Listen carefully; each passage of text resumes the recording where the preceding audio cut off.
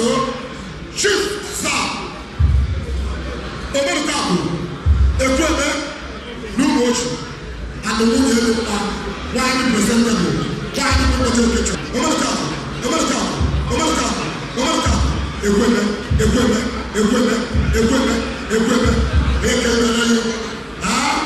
Omerese Wempado 18th of September they were talking about I couldn't get your back.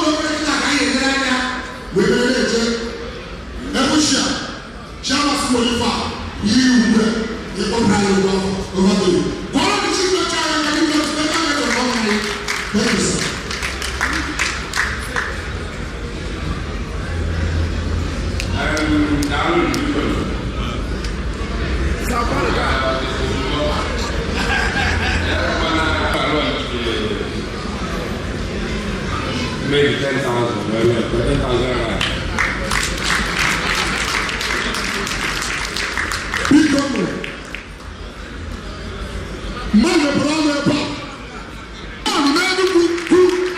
All the way from Nigeria, when you were 10,000, when we were magazine, that's easy. Put your hands together for him. That is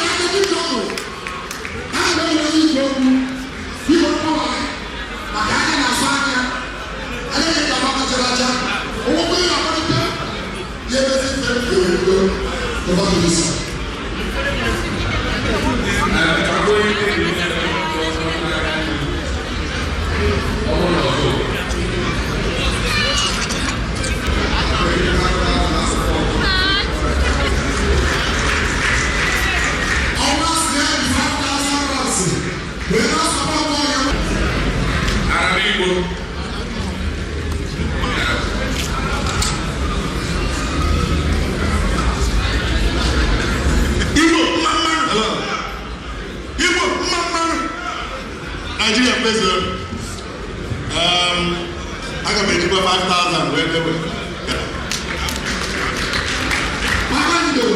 Spend 5,000. We're not supposed to work. If I'm in the one, I have to go.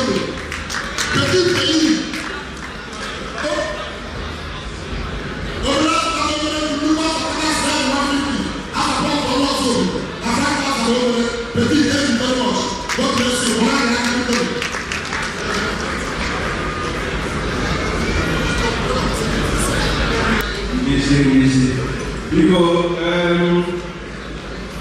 almost also launching because we have the Olympic or something that is almost in my department.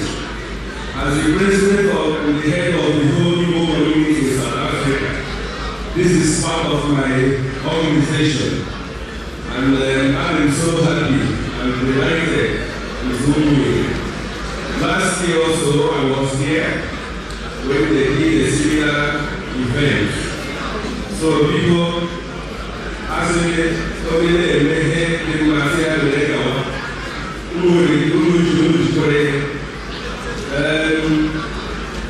last week goes Saturday.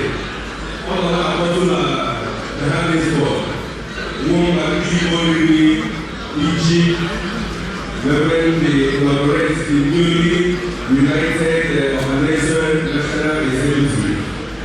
So last time they organized IAG 2000 were launched after the organization in Umunri.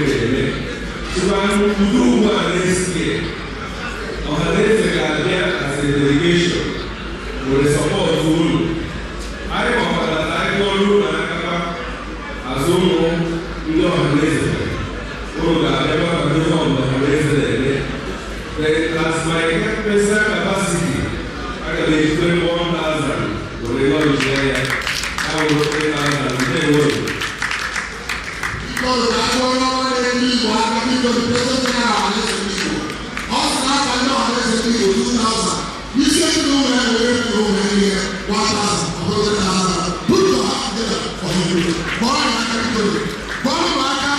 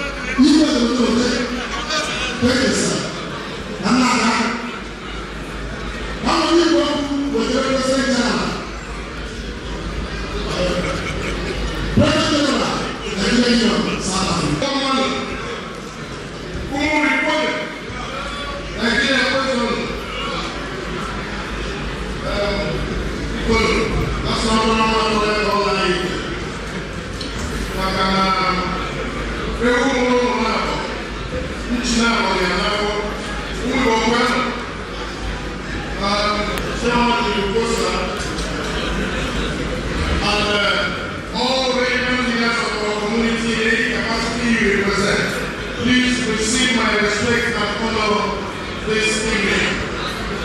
They give me special pleasure indeed for the honor bestowed on me to speak in such a gathering. And it also forms a platform to express certain thoughts and feelings in terms of our community in South Africa and our ultimate development in the country.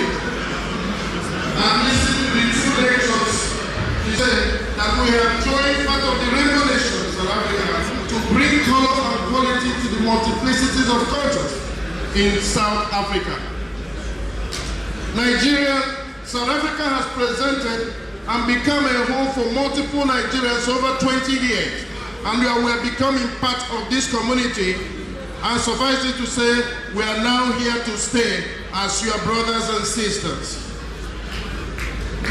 Ultimately, if you look at the number of our children, our wife, in-laws, and the relationship we've created in South Africa, I begin to think that in future, the new Bafana will represent acclamations like this.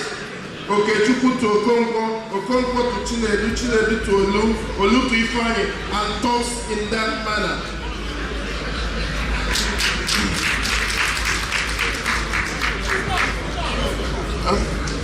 Ultimately, ladies and gentlemen, when a lecture like this is delivered, there's always a forum for a response to create a resource of knowledge so that people will share their particular thoughts in terms of that lecture, and various things can be looked at from different dimensions.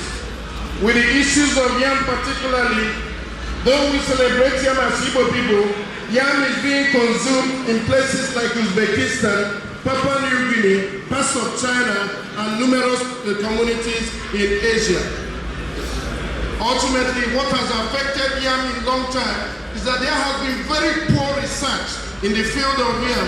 Production has always remained very low, except Ghana, who has done something in the last few years over the production of yam.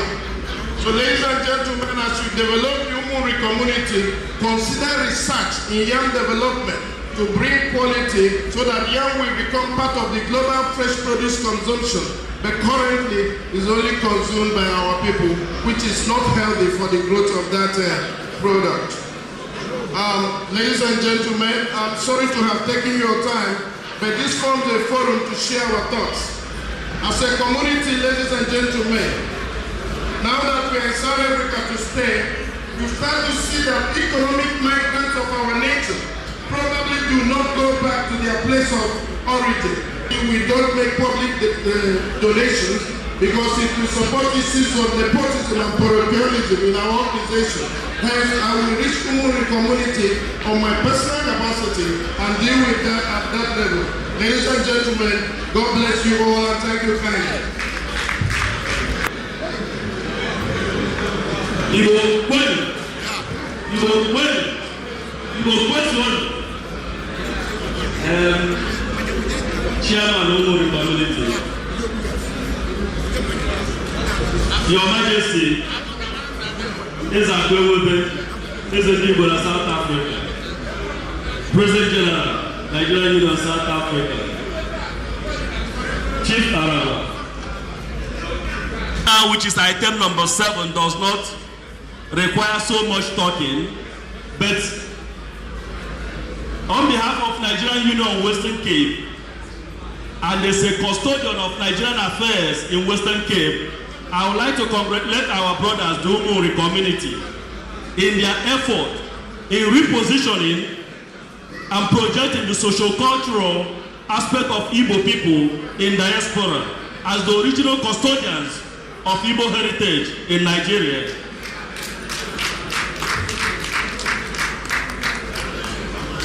May I also use this opportunity to inform you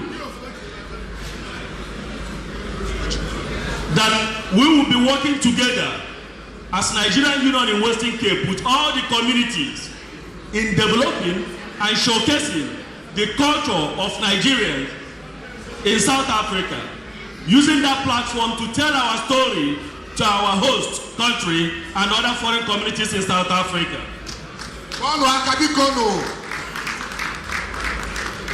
Come next year, 2012, Nigerian Union in conjunction with Umunri community will have a series of events to celebrate the Nigerian Independence Day.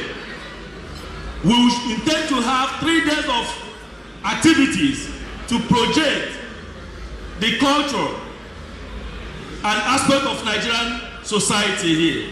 Ladies and gentlemen, to support what we are doing today, seeing that much has been said about what we're doing, I'm going to donate 5,000 rands to the community. Command His Excellency Akabikono. 5,000 rands. Go to the Kotaya Western Cape. We simply do muchu. Obaru Gazo. You have support. Western Anya Warifa with the 5,000. Put your hands together. Put your hands. Kubaka. Ikwazu. Follow me. Chirima Gazin. Pick up on them. Pilano.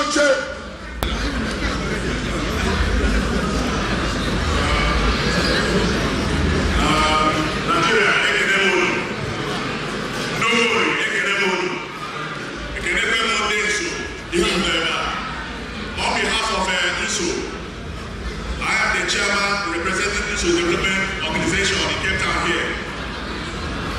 It's quite unfortunate that last time they celebrated this kind of event, we are not present, but we were invited. So we decided to use this opportunity to come and honor the invitation which was given to us. So on behalf of my organization, I am giving the sum of this amount. Thank you.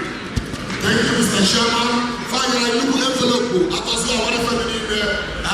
Can we get some? I shall eat up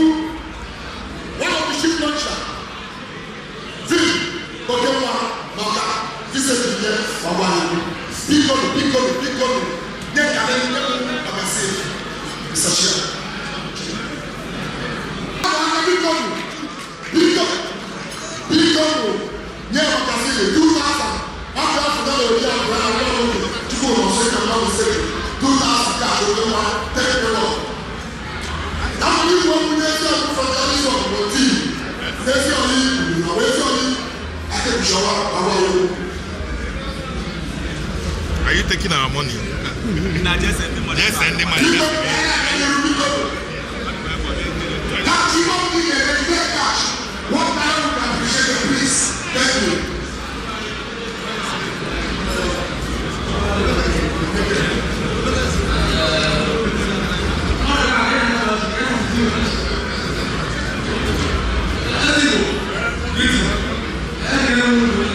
Thank you, Martin.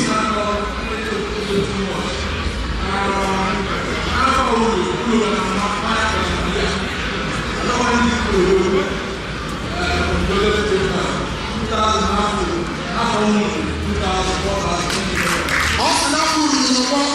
Now the 2,000 boundaries is what we go to for the only for that 2,000. Now for now 2,000 cash. Pick up of cash.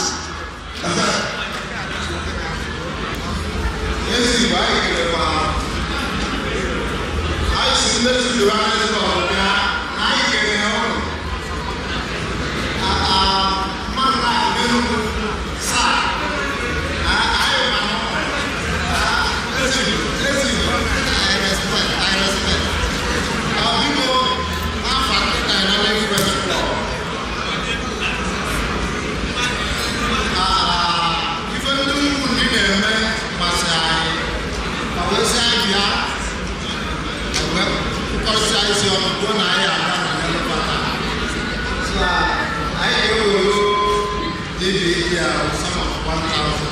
Nke ahụ na-akwado Dynamic First Club 1,000 were microphone a nyere mụ chukwu ụlọ ha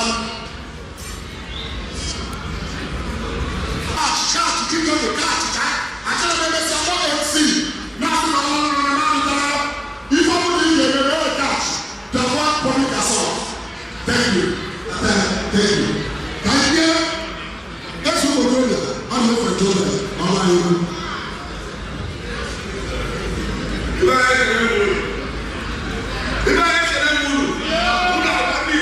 Yes, sir. Yeah. Esse é o problema.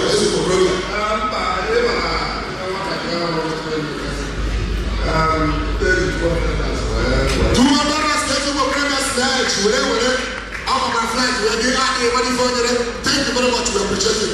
Thank you. How many work with the church speaker now? Baba you.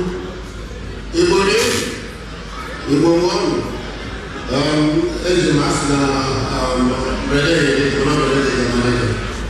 eji no kuku de na ya ka brother na that is the 1,000 eji 1,000 brother 1,000 already she dey want 1,000 cash because of 1,000 cash today na carry bikonu. Personal note, 300 rand. Mr. Biobako, 300 rands cost Nigeria magazine there. Thank you very much, Mr. Chiri. Yes.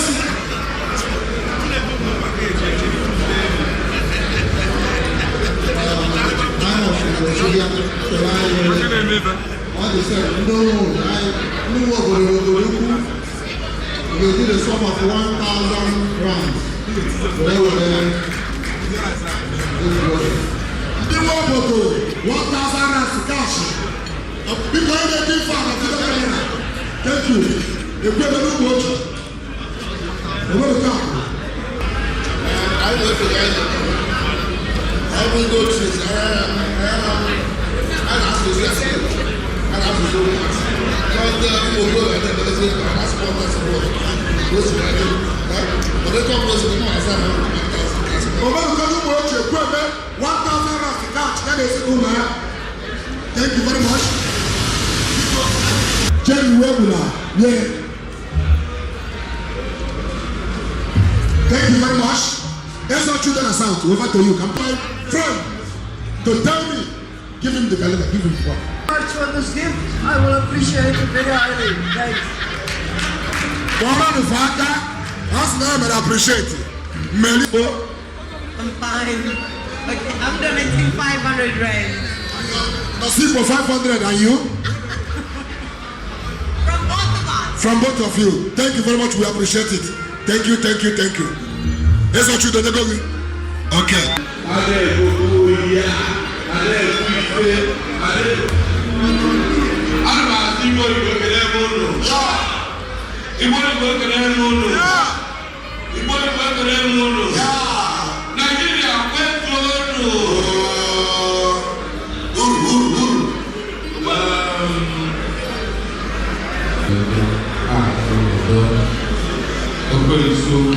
Nke mmụọ amafọ onye ọbụla bịa ebe a nke mmadụ amafụkwana onye ọbụla bịa ebe a onye ọbụla bịa ebe a anụ obodo n'aha Jizọs nwere asị na ntị 5,000 onye nwere igwe mmadụ onye chụrụ onye chụrụ ihe a sị na mmadụ ka e nwere ego ọ gosi na nnukwu mmadụ kwado obe ịtụ ọdịcha atụ ọkụ ise daalụ ya 500 na so makọkọ ego flag eji wee bịa bịa uche bụ onwe obi fọkọs abalị ọrụ thank you kwa ọma aka biko na ego adịrị isi aka ọsọpụcha ụgwọ ụlọ kịta a na-akụ bọọlụ ndị mmadụ debit na-akwụ ya biko thank you ka ndị akụkọ mma n'ọha okwu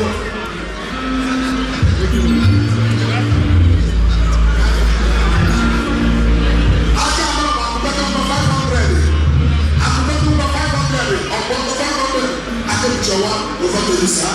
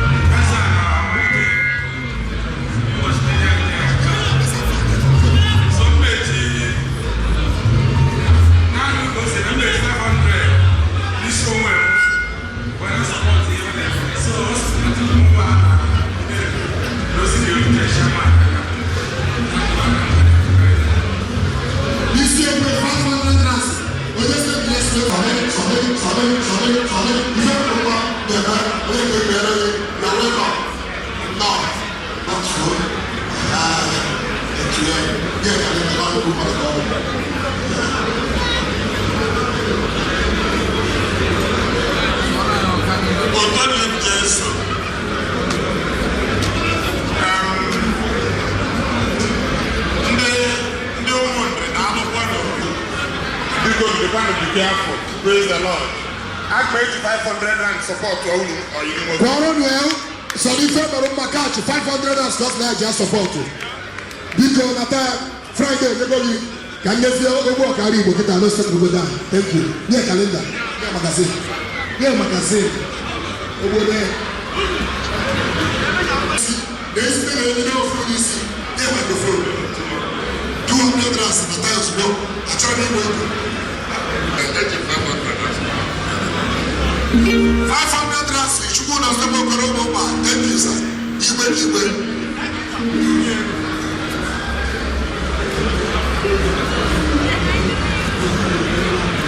You must see Umunri, Chushu, Nukumali, over the Isa.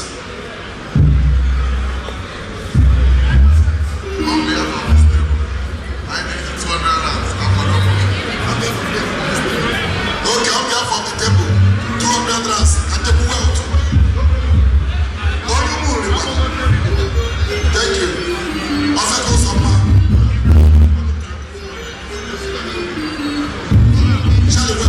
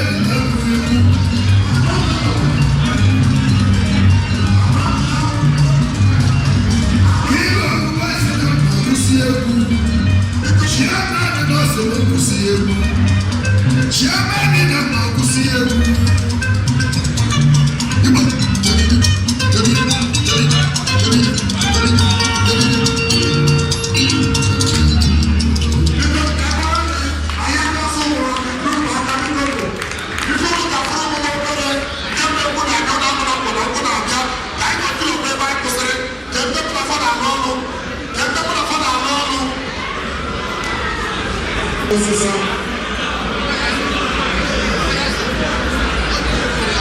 Nene, Chibere Nene, Nene.